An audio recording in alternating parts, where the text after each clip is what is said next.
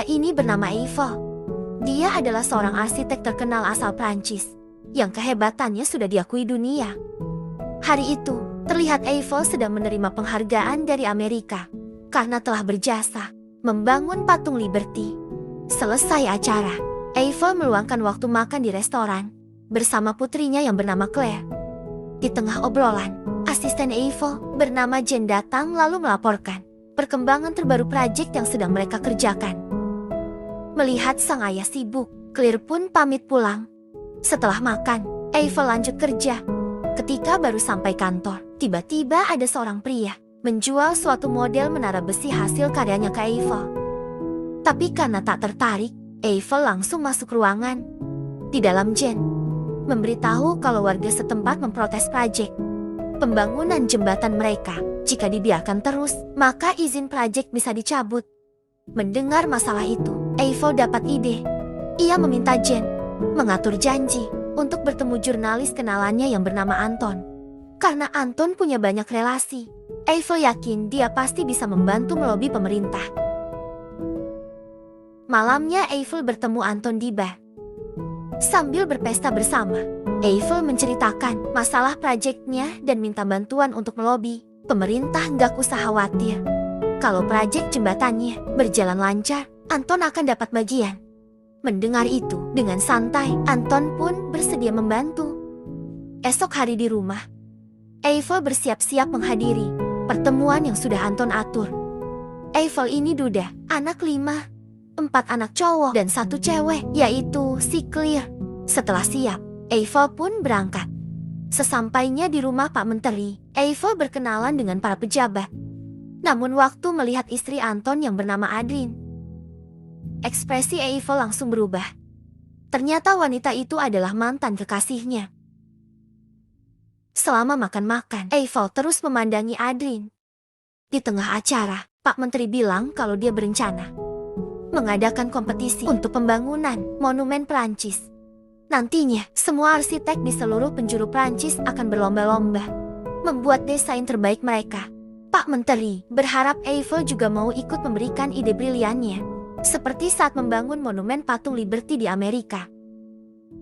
Mendengar ajakan Pak Menteri, awalnya Eiffel hanya terdiam. Tapi waktu menatap wajah Adrien, seketika dia dapat ide. Bagaimana jika monumen kebanggaan Prancis itu dibangun di tengah-tengah kota Paris? Eiffel yakin daya tariknya nanti bisa membuat banyak turis berdatangan. Mendengar ide itu, Pak Menteri setuju. Selesai makan Eiffel, Anton dan Adrien pulang. Waktu Anton sedang ke mobil, Adrien mencoba mendekati Eiffel kemudian menanyakan kabar.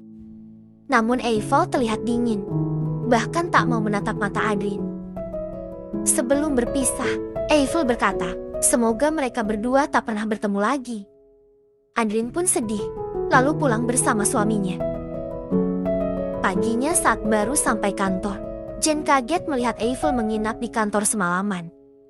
Dengan kondisi berantakan, Eiffel bilang kalau dia akan membangun menara besi setinggi 300 meter. Dan menyuruh Jane membeli desain menara besi yang pria kemarin tawarkan. Jane di situ bengong. Nggak ada angin, nggak ada hujan. Kenapa tiba-tiba mau bikin menara? Tapi karena keputusan Eiffel sudah bulat, Jane cuma bisa menurut. Sepulang kerja, Eiffel yang masih penasaran memutuskan pergi ke rumah Adrien. Pas Adrien muncul, Eiffel langsung ngumpet. Waktu mau kabur di jalan, dia nggak sengaja ketemu Anton. Tanpa curiga sedikit pun, Anton mengajaknya mampir. Di rumah Anton, ketika sedang berkeliling, diam-diam Eiffel menyelinap masuk ke kamar Adrien. Di dalam saat melihat barang-barang Adrien, seketika Eiffel teringat kenangan-kenangan indah waktu pertama kali bertemu sang mantan.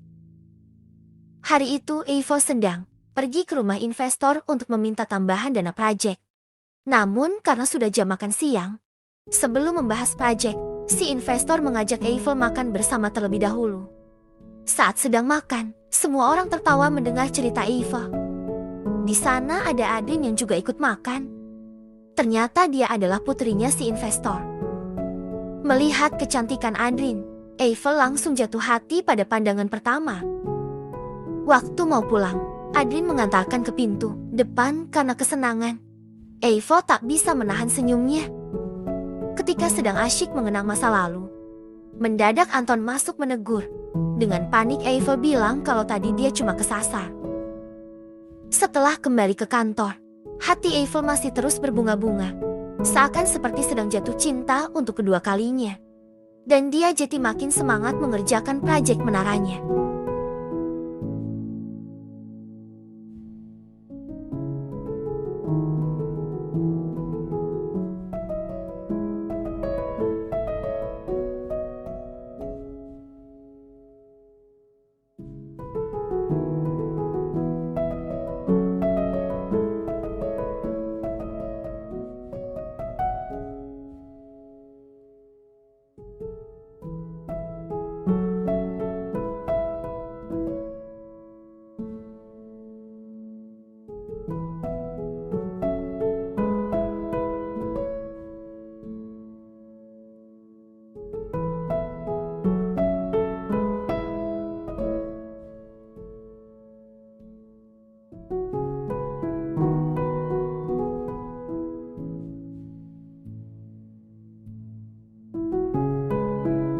Beberapa hari kemudian, setelah desain menara selesai, Eiffel mempresentasikan semuanya sedetail mungkin di hadapan para juri.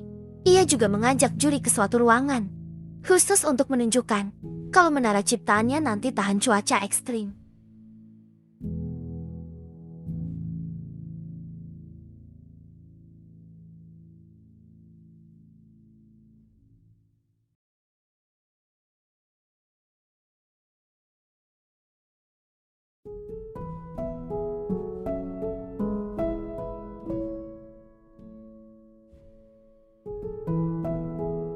Selesai presentasi, juri bertanya, bagaimana cara Eiffel menggabungkan 4 pondasi terpisah setinggi 60 meter. Dengan percaya diri, Eiffel pun memberitahu teknologi baru ciptaannya.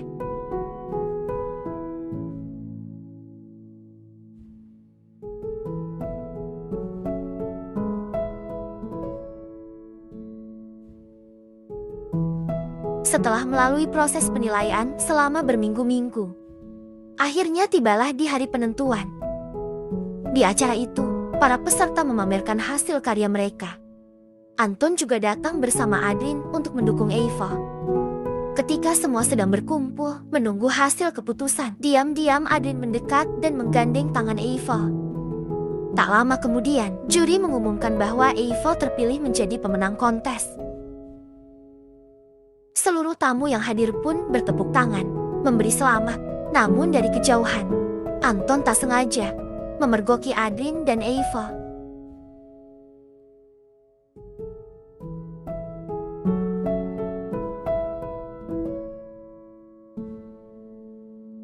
Di kantor, Eiffel langsung mengumpulkan dan menyemangati semua karyawannya agar bekerja sepenuh hati.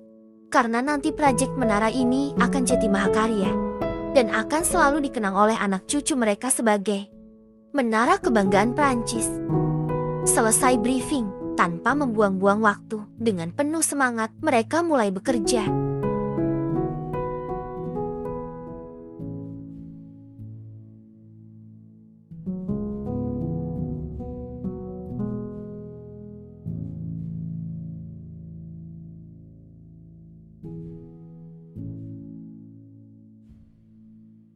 Satu minggu kemudian, Eiffel diundang ke suatu acara pesta para pejabat. Di pesta itu, Anton dan Adrien juga datang. Di tengah acara, Eiffel memberanikan diri mengajak Adrien berdansa. Waktu dansa, Eiffel bilang kalau dia kangen banget dan mengajak Adrien ketemuan di hotel tempatnya menginap. Sayangnya Adrien menolak. Meski dia juga kangen, tapi sekarang dia sudah punya suami. Adrien yang dilema pun pergi meninggalkan Eiffel. Hari demi hari berlalu. Proyek Menara Eiffel dapat banyak keluhan dari warga yang menganggap menara tinggi itu berbahaya. Karena jika sampai roboh, maka bisa menimpa banyak orang. Saat wali kota datang memeriksa, Eiffel berusaha meyakinkan kalau semuanya berjalan lancar. Enggak bakal ada masalah.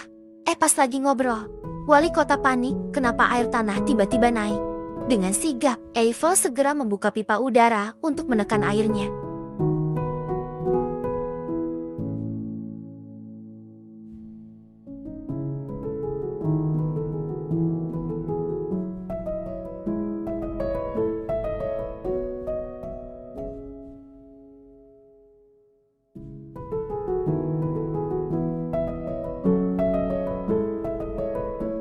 Setelah air berhenti, karena takut, wali kota minta naik aja.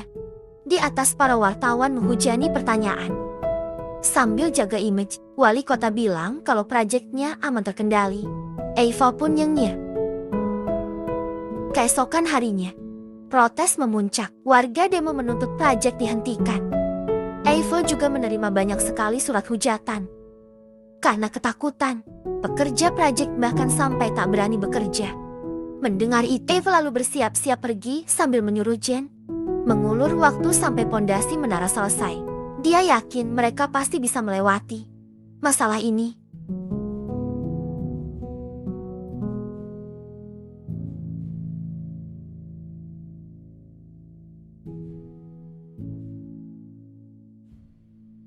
Sementara itu, di rumah Anton, terlihat Adrien sedang menemani suaminya bersantai.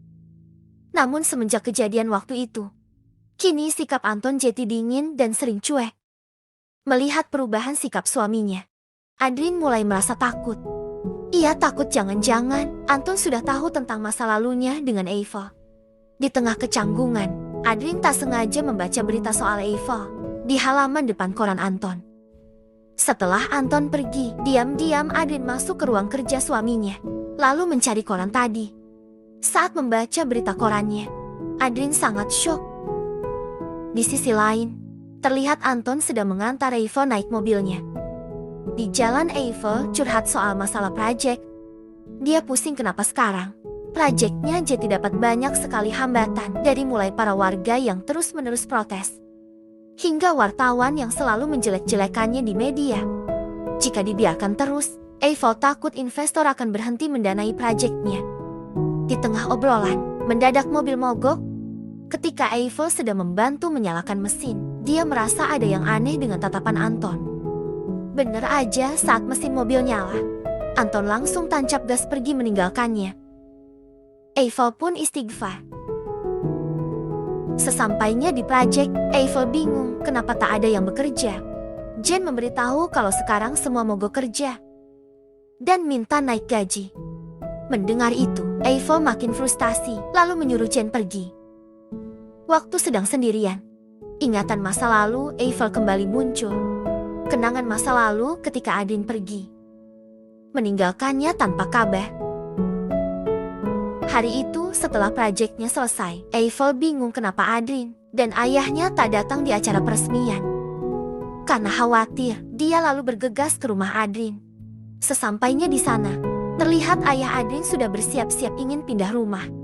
Saat Eiffel bertanya di mana kekasihnya, ayah Adrien menjawab kalau putrinya sudah pergi duluan dan menitipkan pesan agar Eiffel jangan pernah menemuinya lagi. Eiffel yang tak percaya pun marah. Namun ayah Adrien tak peduli. Ia tetap pergi meninggalkan Eiffel. Kenangan menyakitkan itu membuat luka di hati Eiffel semakin dalam.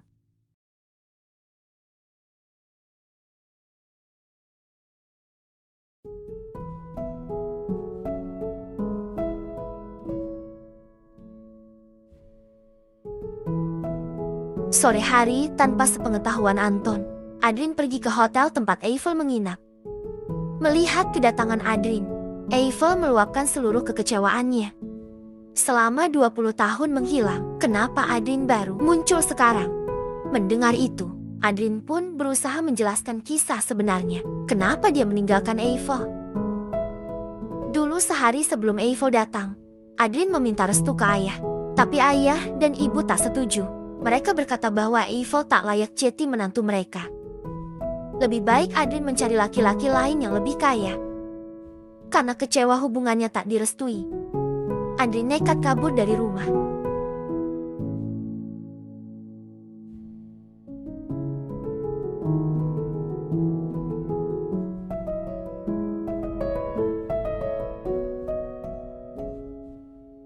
Semenjak kejadian itu, Adrien dibawa ke rumah sakit dan diasingkan ke kota lain agar tak bisa menemui Eiffel lagi. Mendengar cerita barusan, Eiffel merasa bersalah. Sambil menangis, dia memeluk dan mencium mantan kekasihnya itu. Ketika mereka sedang bermesraan di bawah pohon Adrien, cerita sikap Anton akhir-akhir ini berubah. Dia takut jika hubungan mereka sampai ketahuan. Anton bisa nekat melakukan berbagai macam cara demi menghancurkan Eiffel. Besoknya Eiffel menemui investor untuk meminta tambahan dana. Tapi ditolak. Mereka berubah pikiran dan menganggap proyek Eiffel tak menguntungkan. Apalagi resikonya juga terlalu besar karena model menaranya terlalu tinggi. Mumpung dana yang keluar masih belum terlalu banyak, lebih baik proyeknya dihentikan aja. Eiffel pun marah. Sebelum pergi, dia berkata, meski harus mencari hutang atau bahkan sampai menjual semua hartanya, dia bersumpah akan tetap menyelesaikan proyek menara ini, dengan atau tanpa bantuan pemerintah. Di proyek, para pekerja masih terus mogok dan demo minta naik gaji. Waktu Eiffel datang, dia langsung naik ke atas lalu berusaha menenangkan. Eiffel berkata, sekarang dia memang belum bisa menaikkan gaji. Tapi bila semua pondasi menara sudah terpasang, dia janji akan berusaha memenuhi tuntutan mereka. Eiffel juga mengingatkan, tujuan awal menara ini dibangun bersama-sama adalah untuk membanggakan anak cucu mereka. Jadi dia mohon jangan lupakan tujuan itu. Mendengar ucapan Eiffel, seluruh pekerja kembali bersemangat.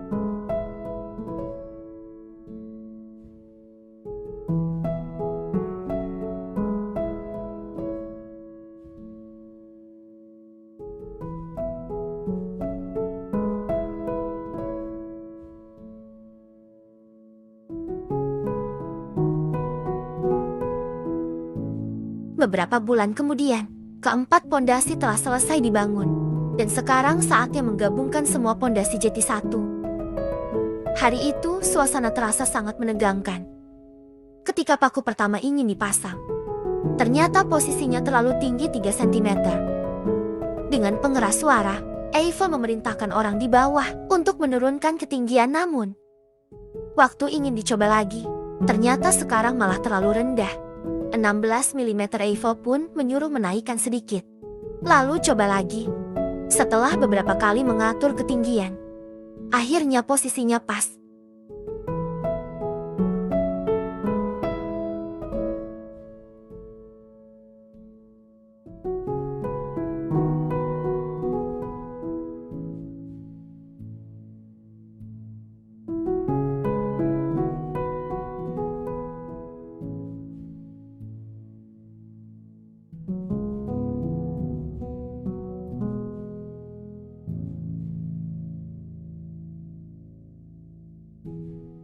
Di rumah karena Anton terus-menerus bersikap dingin, Adrien pun memberanikan diri mengajaknya bicara. Sambil menatap tajam, Anton menyuruh istrinya jujur. Apa Adrien selingkuh dengan Eiffel? Melihat tatapan Anton, Adrien gemetar ketakutan. Ia berusaha berbohong dan bilang kalau selama ini Eiffel lah yang mengejar-ngejar dia terus. Tapi Anton tahu istrinya berbohong. Karena sudah tak tahan lagi, Anton pun muak lalu mengancam akan menggagalkan proyek menara, sekaligus menghancurkan reputasi Eiffel di mata publik. Mendengar itu, Adrien marah dan mencoba melindungi Eiffel. Mereka berdua akhirnya bertengkar. Anton kemudian memberi Adrien waktu untuk memilih. Pilih dia atau Eiffel. Malamnya saat Eiffel sedang bekerja di proyek, Adrien datang. Eiffel sangat senang lalu menghampiri mobil Adrien. Tapi waktu masuk, dia kaget melihat Anton juga ada di dalam. Di tengah kecanggungan, Anton memberitahu bahwa rasa cintanya pada Adrien begitu besar. Ia pun meluapkan seluruh kekecewaannya dan meminta Eiffel melupakan Adrien karena malam ini dia akan membawa istrinya pergi dari kota Paris. Setelah Anton selesai bicara, Adrien menjelaskan kalau semua ini adalah keputusannya sendiri, bukan keputusan Anton atau Eiffel. Jadi demi kebaikan Eiffel, lebih baik mereka berdua tak pernah bertemu lagi. Mendengar kalimat menyakitkan dari mulut wanita yang dia cintai itu, Eiffel hanya bisa terdiam. menatap Adrien, dan menahan tangis. Meski hatinya patah untuk kedua kalinya, dia tetap berusaha tersenyum. Selesai bicara, Adrien pergi meninggalkan Eiffel. Keesokan paginya, Eiffel memerintahkan Jane untuk mengganti seluruh baut menara. Gantilah jeti paku baja. Dengan begitu, tak akan ada yang bisa menurunkan menara ini selamanya.